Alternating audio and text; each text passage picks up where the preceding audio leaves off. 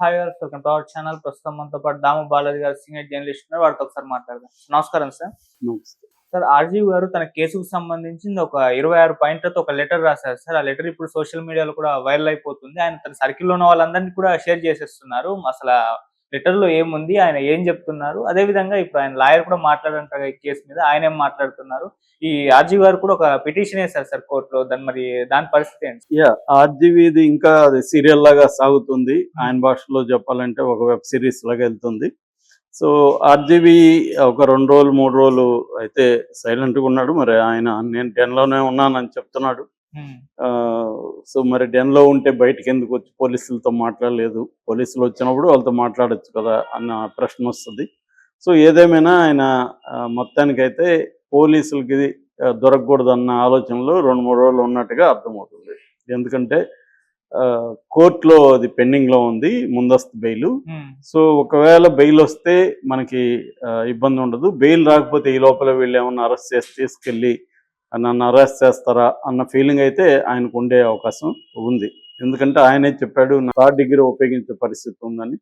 అది కాదనలేము కూడా. సో అందుకని ఆయన ఉన్నాడు. దాని తర్వాత ఆయనకి కొంత కాన్ఫిడెన్స్ వచ్చినట్టుంది. మరి ఆయనకి ఏం సిగ్నల్స్ అందాయని తెలియదు, కానీ మొత్తానికి ఆయన ఫైట్ బ్యాక్ చేయాలని డిసైడ్ అయ్యాడు. ఆయన సరెండర్ అవ్వాలని డిసైడ్ అవ్వలేదు. సరెండర్ అయ్యి ఒక పోసాని కృష్ణమురళి లాగో, ఆలీ లాగో, శ్రీరెడ్డి లాగో, ఇంకా చాలామంది వైసీపీ వాళ్ళలాగా అతను సరెండర్ అయిపోవడము లేకపోతే ఎస్కేప్ కావాలని ఓపెన్గా ట్రై చేయలే. బ్యాక్ డోర్లో ట్రై చేశాడని వార్తలు అయితే వచ్చాయి. బ్యాక్ డోర్లో లొకేషన్ కాంటాక్ట్ చేయడానికి ట్రై చేస్తాడని, తెలుగుదేశంలో ఉండే కొంతమందిని కాంటాక్ట్ చేశాడని ఇలాంటి వార్తలు వచ్చాయి. ఇక్కడ రేవంత్ రెడ్డి ద్వారా కూడా ఆయన ట్రై చేశాడని వచ్చాయి. అవి వచ్చి ఉండొచ్చు. ఎందుకంటే ఇప్పుడు ఆయన నిజానికి ఆర్జీవీకి ఎప్పుడు కూడా మీన్ మెంటాలిటీ ఉండదు. అంటే ఎవరినో కక్ష పెట్టుకొని చేయడం అనేది ఆయనకి నేను కూడా ఎప్పుడు పర్సనల్గా చూడలేదు. ఎవరికైనా ఏదైనా హర్ట్ అయినా ఆయన మాట్లాడతారు. సో పర్సనల్గా హర్ట్ చేసే నేచర్ ఆయనకి లేదు. ఆ సినిమాలో నేను షూటింగ్లో కూడా ఉన్నాను, కిలింగ్ వీరప్పన్కి. మామూలుగా ఎవరి మీద బూతులు మాట్లాడడం కానీ లేకపోతే హార్ష్గా చాలామంది డైరెక్టర్లు అలా మాట్లాడుతుంటారు. ఆయన పెద్ద తిట్టు అంటే సుబ్బారావు లేదంటే జోకర్. ఈ 2 తిడితే ఇంకా పెద్ద బూతులు తిట్టినట్టు అనమాట. చాలా కోపం ఎక్స్ట్రీమ్ వస్తే ఆయన ఎవరినైనా తిట్టేది జోకర్ లేదంటే సుబ్బారావు. ఈ 2 ఆయనకి తిట్లు, వేరే తిట్లు కూడా రావు. గౌరవంగా చేస్తాడు. నన్ను కూడా ఎప్పుడు మీరు అనేవాడు తప్ప కనీసం నువ్వు అని కూడా అనలేదు. ఆయన చాలా రెస్పెక్ట్ఫుల్గా మాట్లాడతాడు. ఏమన్నా పేర్లు చెప్పేటప్పుడు కూడా చంద్రబాబు గారు, జగన్ గారు ఇలా మాట్లాడుతుంటాడు ఎక్కువసార్లు. సో ఆ రకంగా ఆయనకి అంటే ఆయన క్యారెక్టర్లు అట్లాంటివి ఏమి లేవు. కాకపోతే ఏంటంటే ఆయనకి ఒక చిలిపిగా ఎవరినో గీకి వాడు బాధపడుతుంటే ఆనందించే నేచర్ అయితే ఉంది. సో కానీ అటువంటి నేచర్ వాళ్ళు కూడా బాధపడతారు ఖచ్చితంగా. మనకి చిలిపిదనం అది, అవతలోడికి అది హర్టింగ్గా ఉంటుంది, పెయిన్ఫుల్గా ఉంటుంది. ఈయనతో వచ్చిన ప్రాబ్లం అది బేసిక్గా. అది ఎక్స్ట్రీమ్కి తీసుకెళ్ళాడు ఆయన. మామూలుగా ఒక సినిమా తీయచ్చు, ఆ సినిమా వాళ్ళ మీద తన అభిప్రాయం చెప్పచ్చు. ఇప్పుడు చంద్రబాబు చేసేవన్నీ అవ్యూహంలో కుట్రలుగాను, జగన్ చేసేవన్నీ వ్యూహాలుగాను అనిపించాయి ఆయనకి. సరే, అది మంచిదే, ఆయన అనుకున్నట్టు తీశాడు. నేను అప్పుడు కూడా విమర్శించాను, ఇద్దరు ఒకటే నిజానికి. చంద్రబాబు వేస్తే కుట్ర, జగన్ వేస్తే వ్యూహం ఎలా అవుతుంది?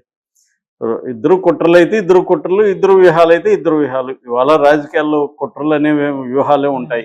కుట్ర దాన్ని ప్రత్యర్థి కుట్ర అంటాడు, యువతల వాళ్ళు దాన్ని వ్యూహం అంటారు. ఈయన ఒక సైడ్ తీసుకొని తీద్దాం అనుకున్నాడు, తీయచ్చు, తప్పులేదు. అంత మాత్రం లేకుండా బయట వాళ్ళని అవమానకరంగా పోస్టులు పెట్టడం, మీమ్స్ చేయడం, ఇది అందరూ చేయలేదా అంటే చేశారు. అందరూ కూడా చాలామంది చేశారు. అందరికీ కేసులు పడవు, ఈయనకి ఎందుకు పడుతుందంటే మరి అందరూ చేసినప్పుడు వాళ్ళు కూడా ఎందుకు అందరి మీద పోవట్లేదు, ఈయన మీదకి ఎందుకు వస్తున్నారు, దానికి కూడా ఆయన ఎక్స్ప్లెయిన్ చేయాలి కదా. నా మీదకి ఎందుకు వస్తున్నారని కూడా ఆయన చెప్పగలగాలి.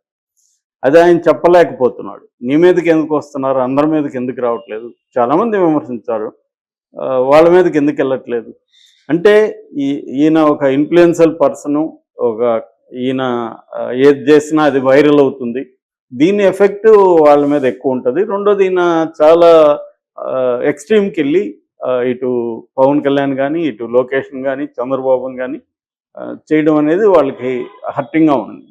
ఇది ఆయన నిన్న 26 పాయింట్లలో కూడా రాసింది ఏంటంటే, రాజ్యాంగము, పౌర స్వేచ్ఛ వ్యక్తిగత స్వేచ్ఛ ఆర్టికల్ 19(1)(a) ఆర్టికల్లో వ్యక్తి స్వేచ్ఛ ఇవన్నీ మాట్లాడాడు. సో ప్రాబ్లం ఏంటంటే ఆర్జీవితో ఆయన ఎప్పుడు సామాజికంగా స్పందించడు. వేరే వాళ్ళకి ఇదే జరిగినప్పుడు ఆయన ఎప్పుడు స్పందించలేదు.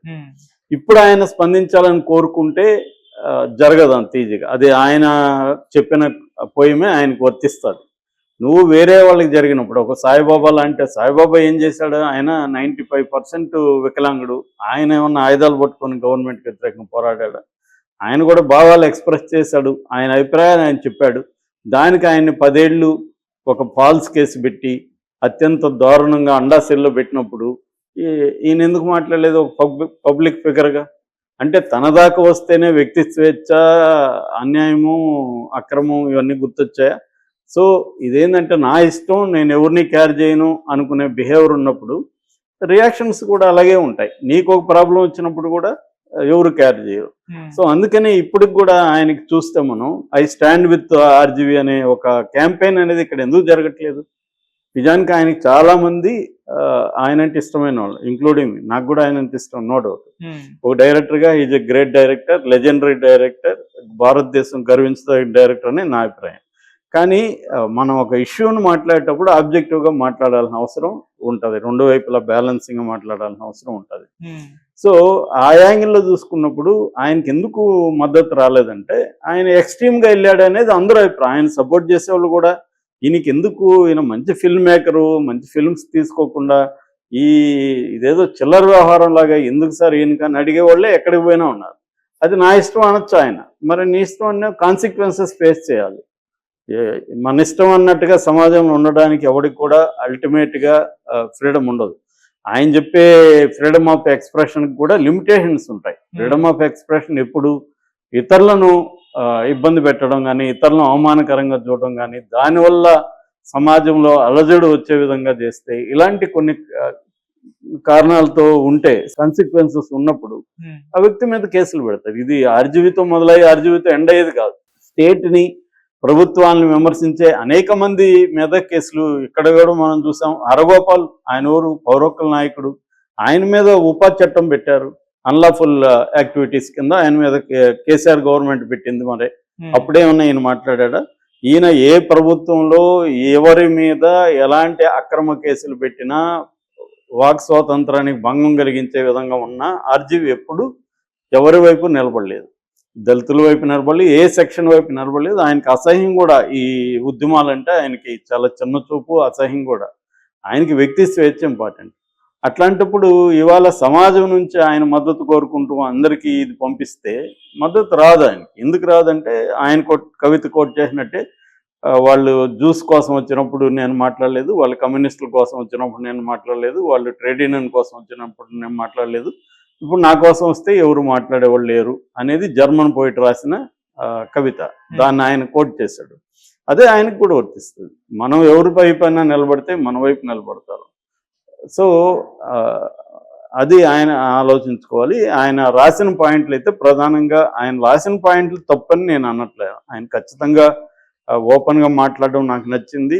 డిఫెండ్ చేసుకోవడం, గట్టిగా తనని తాను సపోర్ట్ చేసుకోవడం, ఇది అన్యాయమని ఎలుగెత్తి మాట్లాడడం అనేది కంపల్సరీ. అలాంటి ఇది రావాలి. ప్రతి ఒక్కరు ప్రశ్నించే నేచర్ ఖచ్చితంగా రావాలి. At the same time self క్రిటికల్గా ఉండాలి. అంతే నేను దాన్ని ఏమంటారు మీమ్స్ పెట్టాను నాకు గుర్తులేవు అనడానికి కుదరదు. నీకు గుర్తుండవు కానీ హర్ట్ అయినోడు గుర్తుంటుంది.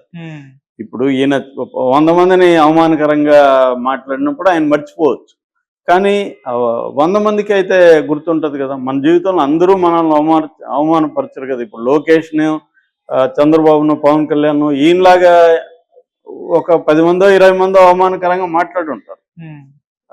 వాళ్ళ 10 మందిలో ఈయన కూడా ఒకటే కదా. ఇంకా 100 మంది మాట్లాడుంటే అవన్నీ వాళ్ళకి చేరకపోవచ్చు, వాళ్ళు గుర్తు కూడా పెట్టుకోకపోవచ్చు. ఎందుకంటే ఎవరైతే పవర్ఫుల్గా ఒక ఇన్ఫ్లుయెన్సర్గా ఉంటారో వాళ్ళు మాట్లాడితేనే గుర్తుపెట్టుకుంటారు, లేకపోతే పట్టించుకోరు. ఇప్పుడు ఒక జగన్ అయినంత కదా, జగన్ ఎందుకు గతంలో ఇలాంటి సోషల్ పోస్టులు పెట్టినప్పుడు అరెస్ట్ చేశారు కదా, మరి జగన్కి ఈయన ఫ్రెండే కదా, చెప్పచ్చు కదా. ఇదేంటండి ఇది 19(1)(a) కింద ఫ్రీడమ్ ఉంది కదా అని ఈయన మాట్లాడాలి కదా. కనీసం ఒక పోస్ట్ పెట్టాడు ఆయన, మరి లేదు కదా. ఈ రోజు తనకు జరిగితే మాత్రం ఇవన్నీ గుర్తుకొస్తున్నాయి. అంటే ఎప్పుడైనా కూడా సమాజంలో అందుకనే పౌర హక్కుల సంఘాలు ఇవన్నీ ఎందుకు ఉండాలంటే ఎవరు మాట్లాడిన తరపున వాళ్ళు మాట్లాడతారు. పౌర హక్కుల సంఘాలు ఇలాంటి సంఘాలు ఎందుకు ఉంటాయి అంటే బలహీనంగా ఉన్న ప్రజల మీద రాజ్యహింస జరిగినప్పుడు వాక్ స్వాతంత్రం లేనప్పుడు వాళ్ళు గొంతెత్తి మాట్లాడతారు. అందుకనే వాళ్ళు అనేక మంది చనిపోయారు. అవన్నీ కూడా ఈయన ఎప్పుడూ పట్టించుకోలేదు. కాబట్టి ఆర్జీవీలో ఉండే ప్రాబ్లమ్స్ ఆర్జీవీలో ఉన్నాయి. But at the same time ఇలాంటి కేసులు పెట్టి ఇబ్బంది పెట్టచ్చా అనేది కూడా ఖచ్చితంగా ప్రశ్నించాల్సిన అవసరం అయితే ఉంది. తెలుగుదేశం ప్రభుత్వం కూడా అది ఆలోచించుకోవాలి. ఎందుకంటే ఇలాగా పెట్టుకుంటా పోతే లెక్కలేనంత మందిని అరెస్టులు చేయాల్సి ఉంటుంది.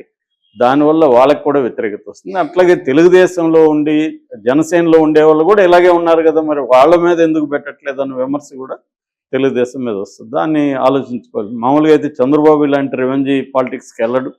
కానీ ఇవాళ ఏంటంటే చంద్రబాబు కూడా తీవ్ర ఒత్తిడిలో ఉన్నాడు. ఒక పక్క పవన్ కళ్యాణ్ ఒత్తిడి చేస్తున్నాడు, ఒక పక్క లోకేష్ ఒత్తిడి చేస్తున్నాడు. దీని నుంచి ఆయన కూడా కొన్ని విషయాల్లో తలొగ్గాల్సిన పరిస్థితి చంద్రబాబు కూడా ఏర్పడుతున్నట్టుగా మనకు కనబడుతుంది.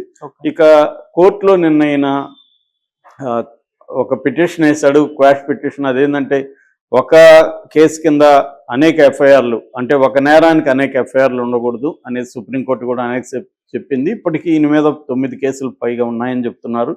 సో ఒక ఇది జరిగినప్పుడు ఒకరు పెడితే సరిపోతుంది, 9 కేసులు పెట్టడానికి లేదని అది 2వ తేదీకి వాయిదా చేశారు. అట్లాగే ముందస్తు బెయిల్కి సంబంధించి కూడా ఇది ఉంది. ఇక 3వ అంశం, ఈయన డైరెక్ట్గా ప్రత్యక్షంగా విచారణకు హాజరు కాకుండా